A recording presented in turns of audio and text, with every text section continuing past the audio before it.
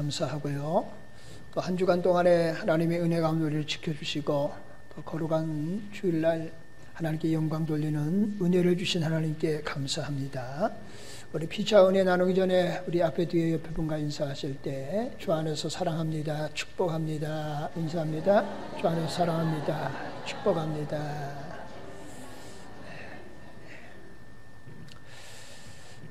어떤 손님이 급하게 택시를 잡아 타고는 그러고는 이렇게 재촉합니다. 빨리 출발해 주십시오 라고 재촉해요. 그래서 이제 기사분이 열심히 달렸어요. 근데 백면을 봤더니 뒤에 택시가 계속 따라오는 거예요. 그래서 이제 승객에게 물어본 거예요. 아니 뒤에 택시가 자꾸 따라오는데 어떻게 된 겁니까? 그랬더니 승객이 이렇게 말하더래요. 그렇기 때문에 더 빨리 가 주십시오. 내가 지금 쫓기고 있습니다. 아무리 생각해도 이상한 거예요. 그래서 택시기사가 이렇게 물었습니다. 무슨 일로 쫓깁니까? 라고 물었더니 사실은 제가 택시비를 내지 않고 그냥 내렸거든요. 그래서 앞에 택시를 타고 도망가는 거다 이거죠. 여러분 2017년도가 12월 한 달 남았어요. 하나님 앞에 결산하고 또 다가오는 새해를 준비하는 은혜가 있기를 소망합니다. 이게 준비하고 계획하고 그리고 하나님께 기도할 때에 하나님이 함께 하십니다. 근데 아무런 계획도 없이 그냥 12월 달 그래 한 해 지나간다. 그러면은 뭐 그러실 분은 없겠지만 성탄절 연말에 친구들이랑 어떻게 보낼 것인가, 새해에 뭐 어떻게 할 것인가, 이런 생각 이런 것 한다면은 신앙적으로 보면은 이런 겁니다. 계획성 없는 그냥 되는 대로 살아가는 사람이라고 말할 수 있어요. 우리는 되는 대로 살아가는 사람이 아닙니다. 믿음의 삶을 살아가는 줄로 믿습니다. 그래서 하나님 앞에 자신을 결산하고 그리고 다가오는 새해를 준비하는 은혜가 있어야 되겠다. 그런 관점 가운데서 오늘 예수님께서 내 자녀를 위해서 울라, 그렇게 예수님을 따르던 여인들에게 말씀하신 것을 통해서 한 해를 결산하고 다가오는 새해를 준비하는 이 시점에서 우리가 자녀를 위해서 우는 은혜가 있기를 소망해요. 그래서 제목을 내 자녀를 위해서 울라 이런 거예요. 그러면 첫 번째 우리가 눈물에 대해서 오해하는 것이 있다 하는 거예요. 눈물은 그냥 아이들만 흘리는 것으로 오해합니다. 또 눈물이라고 하는 것은 남자가 흘려서는 안 된다고 생각하는 거예요. 그래서 남자들 같은 경우는 여자가 울어야 되는 눈물이지 사나이 자식이 울면 안 된다고 생각하는 거예요. 그건 눈물에 대한 오해이고 편견이다 라고 하는 거예요. 그러면 성경에는 여러분 너무나 많지만은 구약의 한 분을 들으면은 눈물의 선지자 예레미야가 있는 거예요. 그는 나라와 민족을 위해서 이스라엘 백성을 위해서 눈이 진물 정도로 하나님께 기도하는, 그리고 이스라엘 백성들에게 외쳤던 선지자였다 하는 거예요. 여러분 신약에 보면은 오늘 본문이에요. 예수님이 자신을 따르던 여인들을 향하여서 너희들은 나를 위해서 울지 말고 너희와 너희 자녀를 위해서 울라, 울으라고 말씀하신 거예요. 그러니까 운다고 하는 것이 그건 우리가 잘못 오해하고 편견을 가지고 있다는 거예요. 그 가운데 첫 번째 이런 거죠. 눈물이라고 하는 것은 특정한 사람들이 흘리는 전유물로 생각하는 거예요. 그래서 약자가 흘리는 것으로 생각하는 거예요. 그런데 성경은 울으라고 말씀하세요. 그리고 하나님께서 우리 인간에게 주신 많은 다양한 하나님의 은혜와 축복이 있는데 그 가운데 하나님께서 인간에게 주신 최고의 선물 가운데 하나가 뭐냐? 눈물이라고 하는 것입니다. 여러분, 우리가 눈물이라고 하는 것에 대한 그 오해 가운데 우리가 부정적인 기능만 생각하고 인식하는 거예요. 왜 눈물을 흘렸냐? 약하기 때문에 흘리는 거예요. 왜 우느냐? 억울하기 때문에 우는 거예요. 왜 우느냐? 슬프기 때문에 우는 거예요. 왜 우느냐? 괴롭기 때문에 우는 거예요. 그러니까 우리는 운다 그러면은 전체적으로 이렇게 부정적인 기능만 생각하는 거예요. 그래서 이런 눈물은 흘리지 않으면은 좋다는 거예요. 그래서 울지 말라고 생각하는 거예요. 근데 예수님은 울라고 말씀하셨습니다. 여러분, 눈물에는 긍정적인 기능이 더욱 크다는 거예요. 사실 내가 너무 슬픕니다. 너무 억울합니다. 너무 괴롭습니다. 너무 힘들어요. 그래서 우는 거예요. 그런데 그 울음을 꾹 참으면은, 억지로 울지 않으면은 그 마음에 엉어리가 지는 거예요. 그게 언젠가는 분노로 폭발하는 겁니다. 그러면은 사회에서 상상하지 못했던 그런 막장 드라마와 같은 사건 사고들이 뭐 때문에 그러냐? 자신의 마음속에, 내면의 속에 아픔과 상처의 응어리가 매여 있는 거예요. 그게 풀리지 못하니까 문제가 생기는 거예요. 그런데 내가 지금 힘듭니다. 괴롭습니다. 정말 죽을 맛이에요. 억울한 일들이 있어요. 그럴 때에 마음껏 울면은 그게 내 아픔도, 내 상처도, 내 슬픔도 눈물과 함께 씻겨지는 은혜가 있는 줄로 믿습니다. 그래서 눈물에 이런 긍정적인 기능이 있다는 거예요. 그래서 앞으로 여러분 울 일이 있으면은 여러분 마음껏 울어야 돼요. 조금 창피하면은 문을 걸어 잠궈놓고 우시든지, 아니면 화장실에 물을 틀어놓고 우시든지, 마음껏 울고 나면은 세상 말로 말하면 뭐예요? 속이 시원한 거예요. 근데 울지 마. 억압하고, 아니면 내 스스로 꾹꾹 참고, 그게 결국은 병이 되는 겁니다. 그게 스트레스로 문제가 생기는 거예요. 그래 되면은 우리가 아시는 것처럼 암이라든가 이런 것들이 활성화되는 거예요. 그래서 울 때는 그냥 누구 눈치 보지 말고 마음껏 우는 은혜가 있기를 소망합니다. 그러면은 눈물의 긍정적인 기능이 나에게 일어나게 된다는 거예요. 또한 여러분 아시는 것처럼 우리가 눈물을 흘릴 때에 꼭 슬픈 일만 있어서 눈물을 흘리나요? 아니잖아요. 너무나 기쁜 일이 있을 때 눈물을 흘리는 거예요. 너무나 좋은 일이 있을 때에 기쁨의 눈물을 흘리는 거예요. 감사의 눈물이 있습니다. 감격의 눈물이 있어요.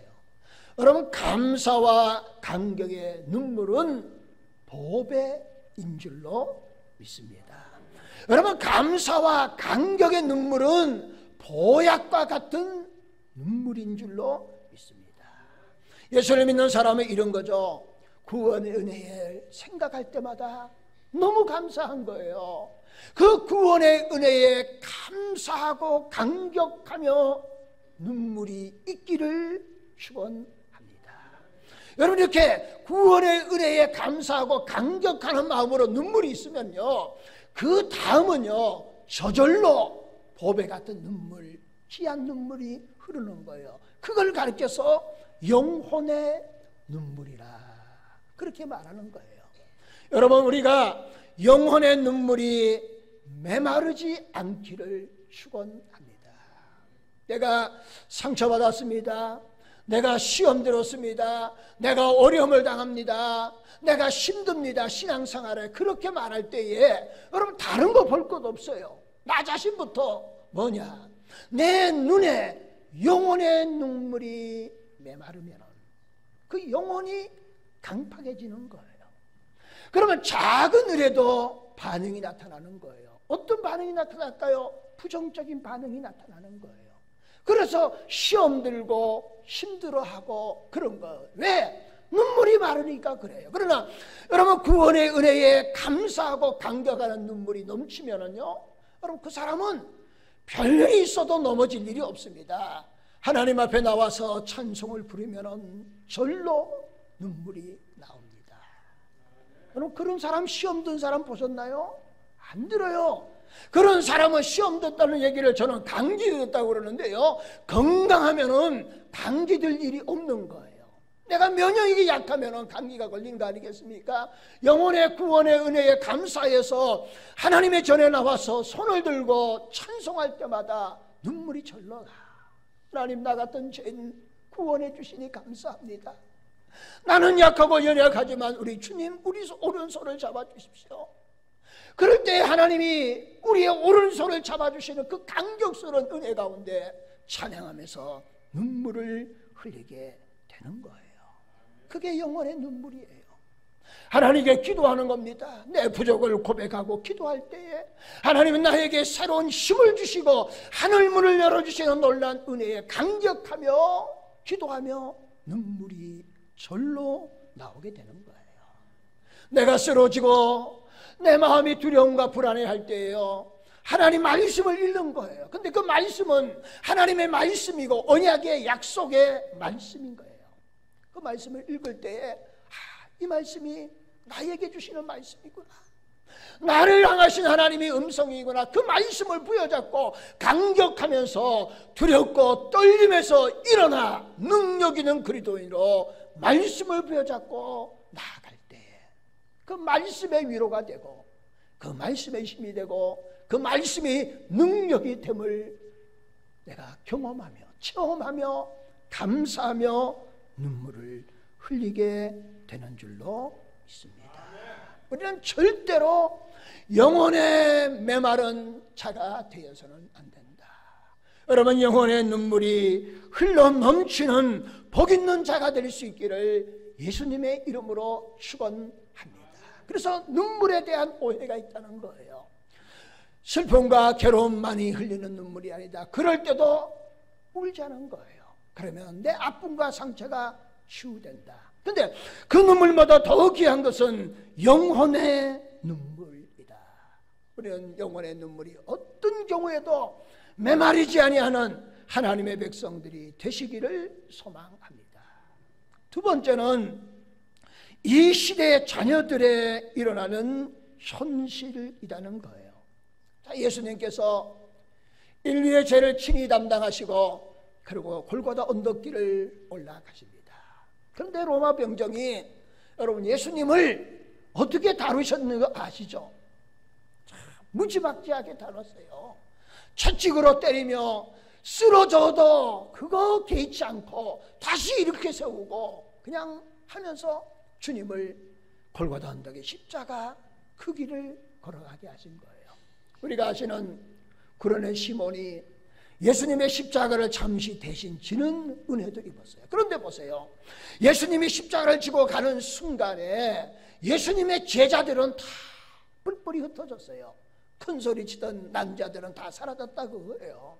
근데 울면서 그 골고다 십자가의 길을 걸어서 주님을 따라가는 무리들이 있었습니다. 그 무리들이 누굽니까? 예수님을 따르던 여인들이었다 하는 거예요.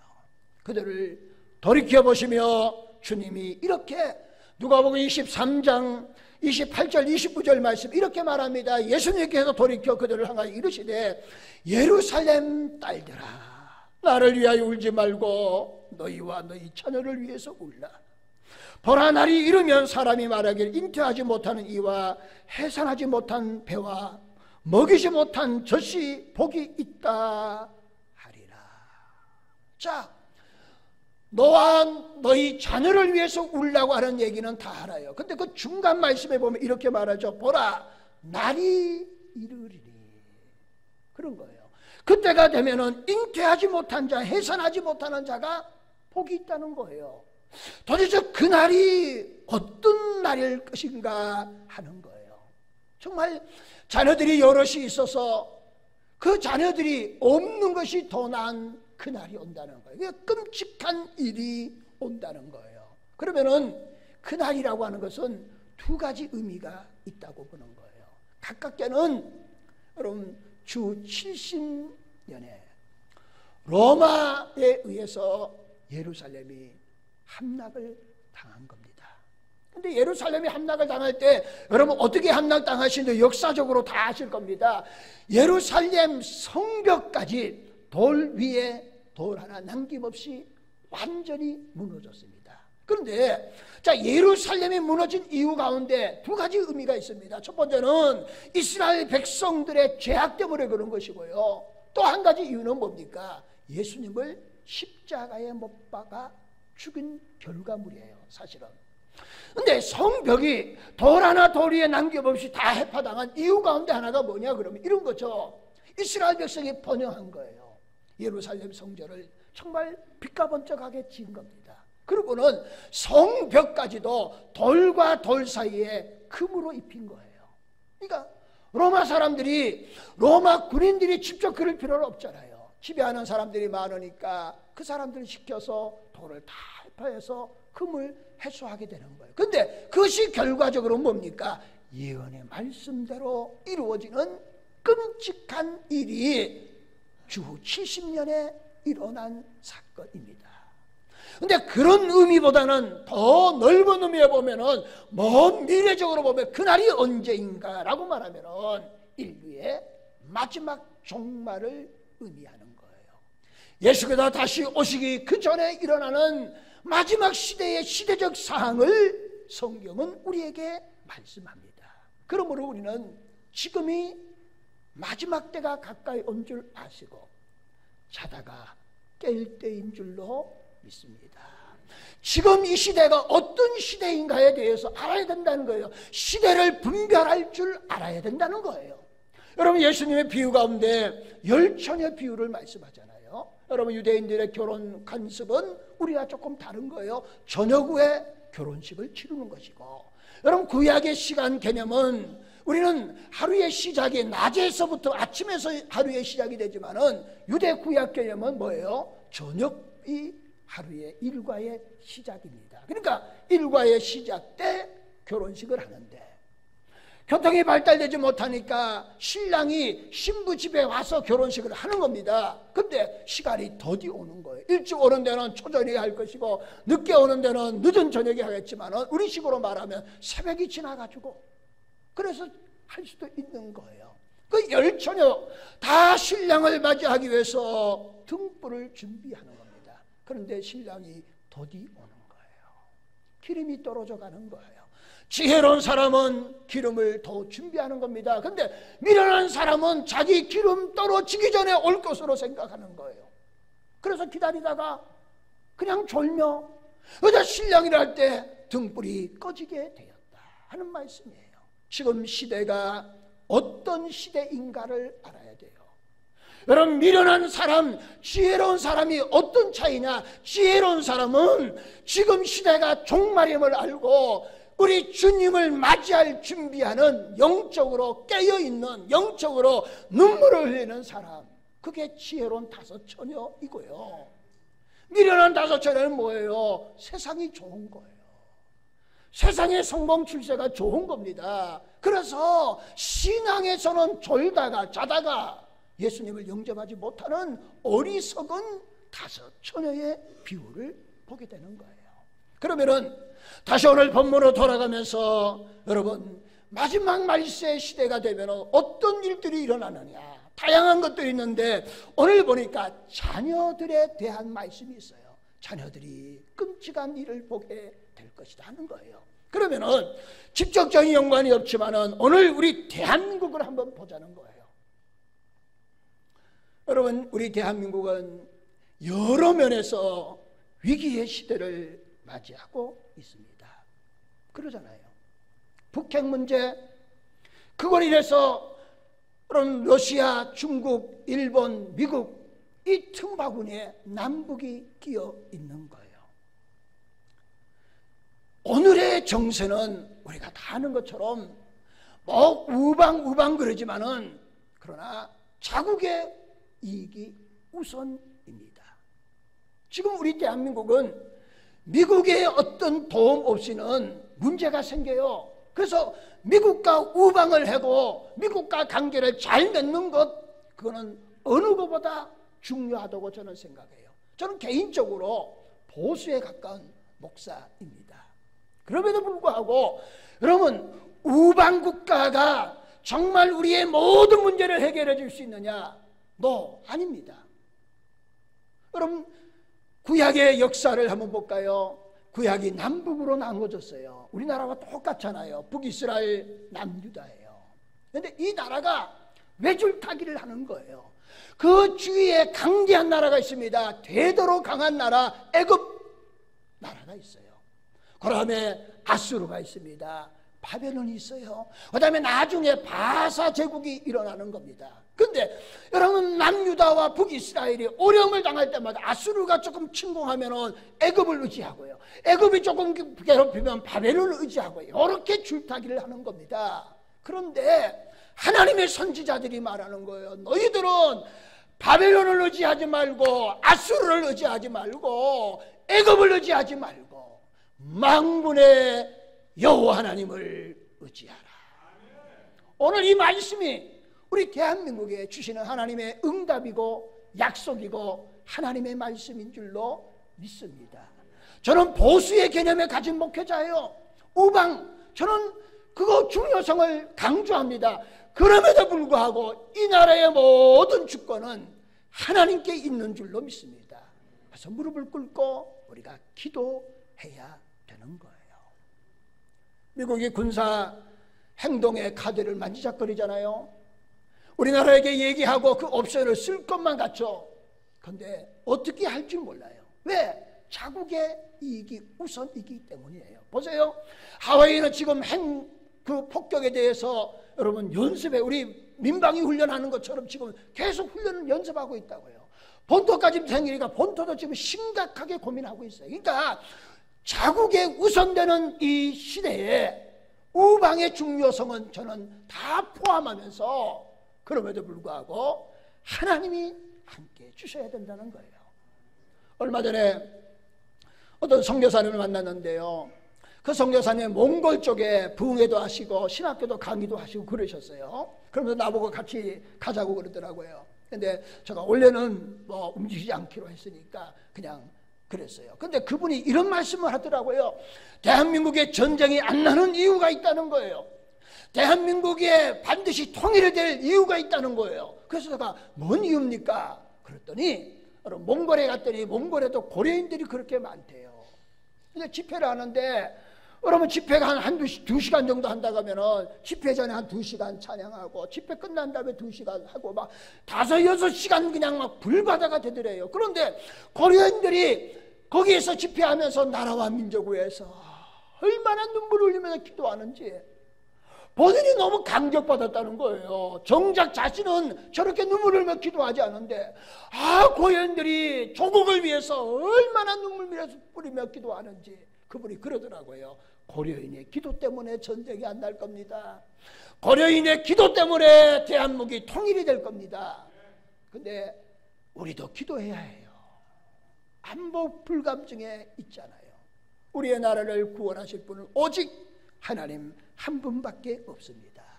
위기의 시대를 우리가 만나고 있다는 거예요. 그러면은 제가 조금 더 구체적으로 말해볼까요? 여러분 젊은이들의 다 들어보셨던 얘기예요. 헬조선이라고 하는 얘기 들어보셨죠? 헬조선? 헬이라고 하는 뭡니까? 지옥이라고 하는 의미예요. 그러면 뭐예요? 지금 조선이 지옥문에 와 있다는 거예요. 지옥에 빠져 있다, 이런 의미예요. 근데 제가 그 얘기를 들으면서 어떤 생각을 하냐면은 왜 헬조선이에요? 헬 대한민국이지. 만약에 그런다면은 대한민국이 지금 지옥문에 있다고 그래야지 왜 조선이 있다고 그러냐 그거예요. 그 의문을 여러분 의문을 갖지 않나요? 잘 알고 있습니까? 근데 이유가 이렇습니다. 대한민국을 빼고 조선이라고 하는 이름을 넣은 이유는 그거예요. 철저한 신분의 사회를 가졌던 시대가 어디입니까? 최근의 조선이에요. 그러니까 지금의 젊은이들이 헬조선이라고 하는 의미는 뭐냐 그러면 이런 거예요. 철저하게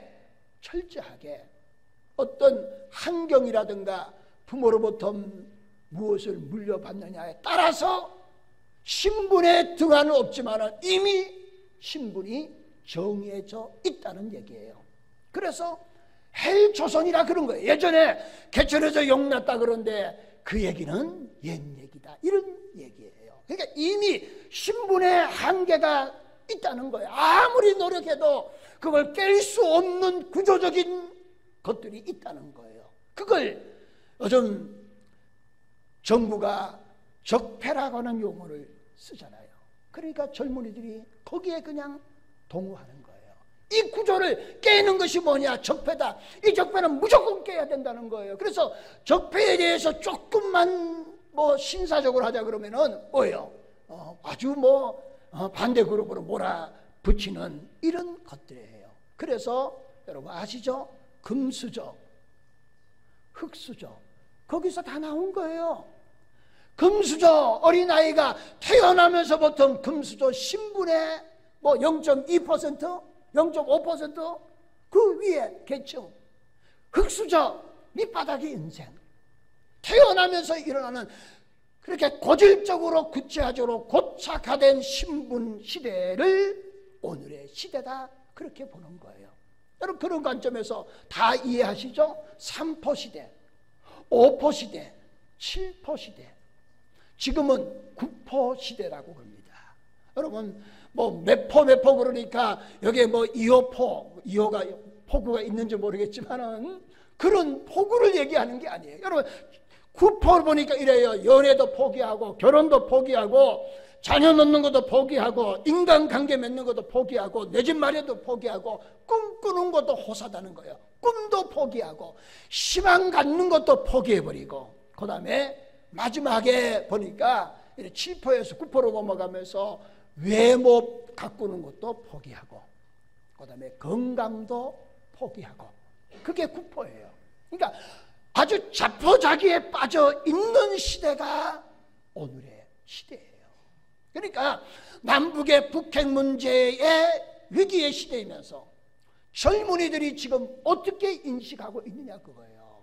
이렇게 자포자기의 시대를 젊은이들이 살아가고 있다는 거예요. 그래서 어떤 통계에 의하면은요, 여러 가지 통계가 있지만은 여러분 자녀를 낳아서 대학까지 졸업시키는데 3억 정도 든다, 그렇게 통계적으로 나왔어요. 그 다음에 결혼을 시키는데 결혼 비용이 1억 3천만 원 평균 나오는 거예요. 그러면은 자녀를 낳아서 대학까지 보내고 결혼시키는 데까지 몇 억이 드는 거예요? 4억 3천이 드는 거예요. 이게 평균이에요.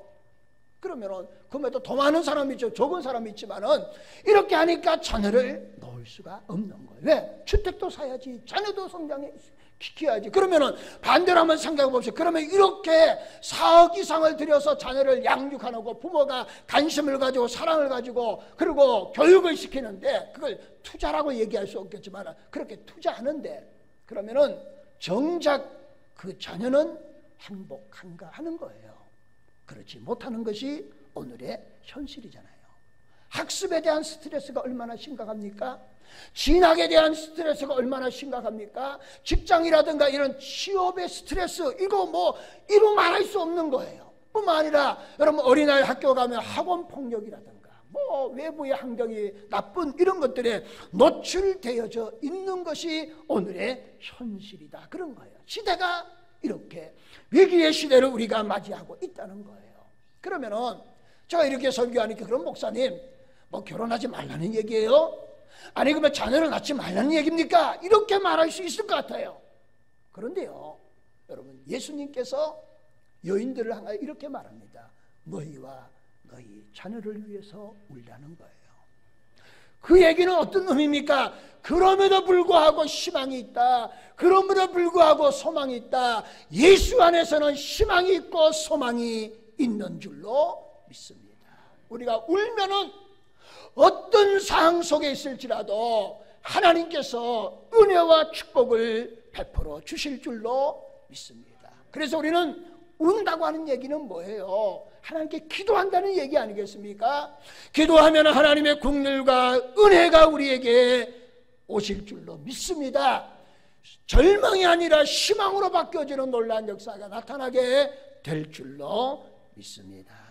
그러면 세 번째, 울며 뿌리는 씨가 있다는 거예요. 자, 예수님이 너희와 너희 자녀를 위해서 울라고 그랬잖아요. 그럼 운다고 하는 의미가 뭐냐? 그러니까 시편 126편 3절 4절에서 이렇게 말합니다. 여호와께서 우리를 위하여 큰 일을 행하셨사오니 우리는 기쁘도다. 여호와여 우리의 포로를 남방 시내들 같이 돌려 보내소서. 이 말씀은 어떤 내용이냐 그러면은 바벨론 포로에서 70년 만에 예루살렘으로 귀환하여 돌아오게 하는 거예요. 이걸 누가 하셨다는 겁니까? 하나님이 하셨다. 큰 일을 행하셨다는 거예요. 그런데 이런 큰 일이 어떻게 이루어졌느냐 하는 거예요. 갑작스럽게 돌발적으로 일어나는 거냐? 아니라는 거예요. 여러분 126편 5절 6절에는 이런 큰일이 일어난 배경에 대해서 말하고 있는 거예요. 이렇게 말합니다. 눈물을 흘리며 씨를 뿌리는 자는 기쁨으로 거두리오. 울며 씨를 뿌리러 나가는 자는 반드시 기쁨으로 그 곡식단을 가지고 돌아오리라 하는 거예요. 자, 이스라엘 백성이 바벨론 포로에서 다 절망하고 있었잖아요. 그런데 보세요. 그 가운데 울며 눈물을 흘리며 씨를 뿌린 사람이 있습니다. 눈물의 기도를 심은 사람이 있었다는 거예요. 별로 감동이 안 오시는 것 같아요. 이런 놀라운 역사가 어떻게 일어났느냐? 하나님의 전적인 은혜로 일어났지만은 그러나 좀 더 구체적으로 보니까 누군가 위해서 기도하는 사람이 있었다는 거예요. 그래서 하나님이 때가 되매 큰 일을 행하신 줄로 믿습니다. 그래서 우리는 울고 또 우는 눈물의 씨앗을 심는 자가 될 수 있기를 예수님의 이름으로 축원을 드립니다. 여러분 대한민국의 비전은 다른 데 있는 거 아니에요.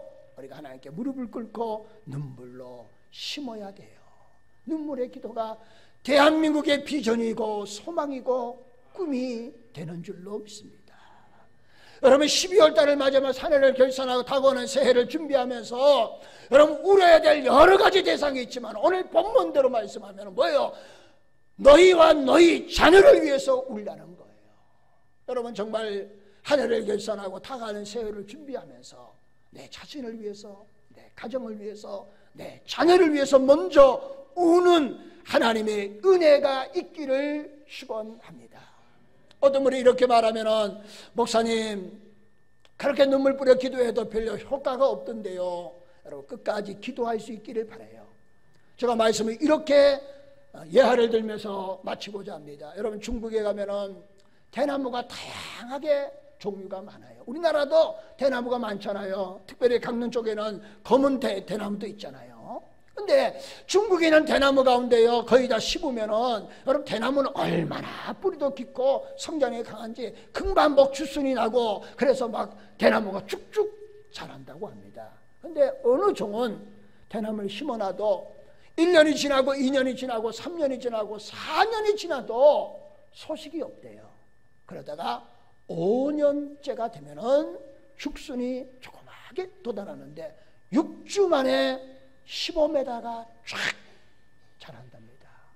그게 대나무 종이 뭐냐 그러면 모소라고 하는 대만나무라고 합니다.